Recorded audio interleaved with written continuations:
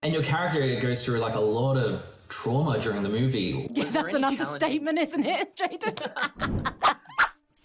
Thank you so much for chatting to HOYTS, and congratulations on an amazing film. Really enjoyed myself. Before we talk about Smile 2, let's go back to the original. I remember watching it for the first time and being absolutely petrified. What was your experience like for the original film? Good question. My journey began with this movie when I watched the short film called Laura Hasn't Slept that Parker did. I watched that and I thought, this is such a great concept. How has no one done a movie about this? Because I remember like my brother growing up would always try and freak me out with just by smiling and like standing still. And like, I think it's a universal thing, this kind of creepy smile, probably connected to clowns somewhere, I don't know, or something that's supposed to be friendly but also sinister. Cut to a couple of years later, I go to the cinema, I watch Smile. I think like 5 minutes in, I turned to my partner and I was like, she's so good. I was like, I'm so engaged in this, and the confidence in the filmmaking as well. I was just like, especially as that was Parker's like first feature movie, I was like astounded. How did you manage to raise the stakes even more than the first film? In even approaching a sequel, I wanted to make sure that, you know, I wasn't just doing an obvious continuation or some like simple retread, but really wanted to challenge myself to do something that felt bigger and really did raise the stakes and sort of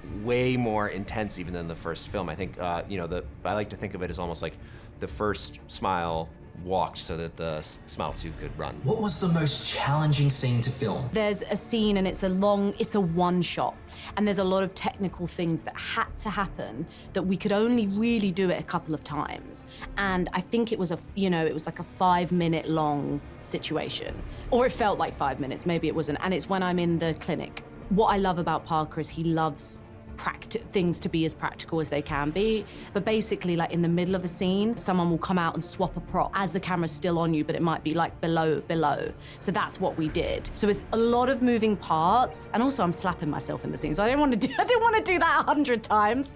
I was like, oh, if we can get this in like one take, that'd be great. But also I'm game, you know, I want to get the take. So I will be like, listen, I will go as long as we get it. But you know, it's nice not to have to slap yourself over and over. Not many people can say that in their day job, can they? How lucky did you get with Naomi? Like, she can sing, she can act, she can dance, and she played a really good Sky Riley. Tell me the casting journey to get Naomi in the film. Naomi is such a force of nature. I think she was the perfect storm for this character. Naomi has this incredible gravitas to her, you know, that she could totally put on the skin of this mega pop star, and I instantly believe it, right?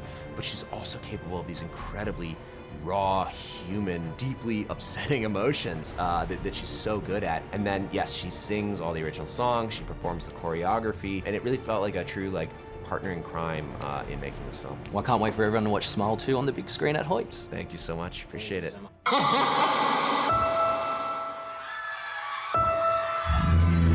I keep seeing his face everywhere.